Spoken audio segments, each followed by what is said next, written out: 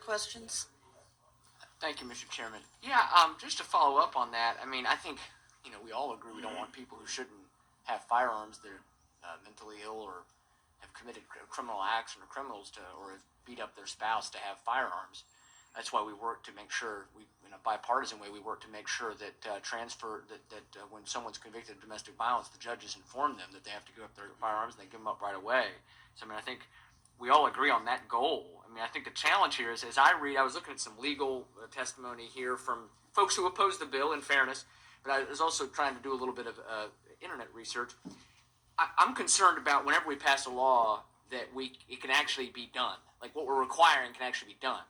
And basically, my understanding is that the NICS system, which is what we do background checks through, for FFLs do background checks through, that has to be something that's done by an FFL. That's correct. And so it doesn't regulate private sales.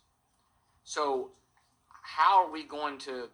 If you want to purchase a gun, you now, in order to effectuate the transfer, you have to go to a licensee, which is an FFL, and that FFL will facilitate the transfer by first doing a background check, and that's how you find out whether or not the individual who wants to buy the gun is eligible to be able to buy the gun, or if they're prohibited by law. But how can an FFL, if they don't own the gun, how can they do the background check? They can do. I think Sam Levy can answer that question about the technicalities. Okay, I mean, I think it's an important thing. And are they going to want to do? Are the FFLs going to want to do this? It sounds like kind of a hassle to transfer a shot. Maybe it's a shotgun. Well, I haven't heard any. From my experience, I haven't heard anything where an FFL was reluctant to do this. As a matter of fact, I think the check takes sometimes just a few minutes to do. But they have to actually have possession of the firearm. Like they can't. They have to. Maybe we can get to that question later. What you do is you bring the firearm to the FFL, and then. But Sam Levy would be glad to. I'll be glad to engage with him. I guess in a little bit. The other thing, just going back to, as I look at the FBI crime statistics for Maryland for total number of murders. Now we know that it's not just about murders we're concerned about. But the total number of murders, it seems to me that there were less than 15 out of 471.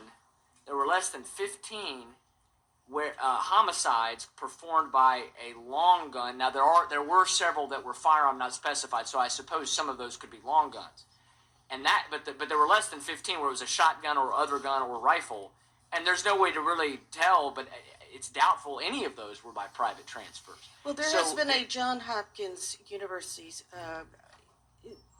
professors that have, I think they've submitted written testimony. They couldn't be here today. Okay. I wish they were to be able to answer your question. I think I saw it in the packet. What I do know is from the data that we have is at least a third of the Maryland firearm suicides are done by long guns, and about half of those firearm suicides are in rural areas done by long guns, and compared to 16.8% in urban counties.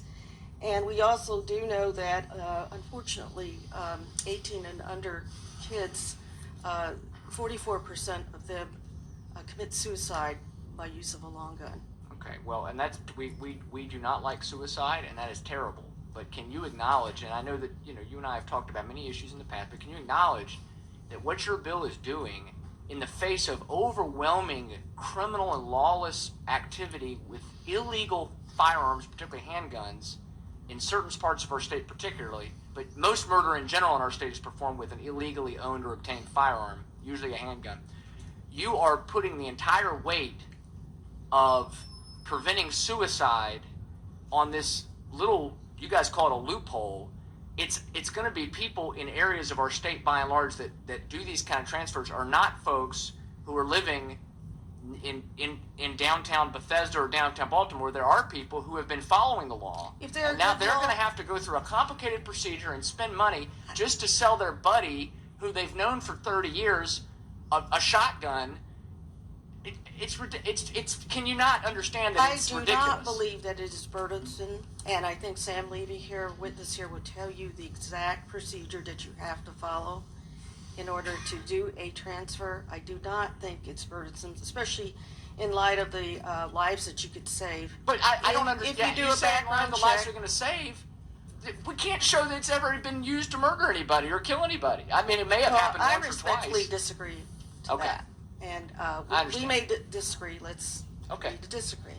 Thank you. Thank you, Mr. Chairman.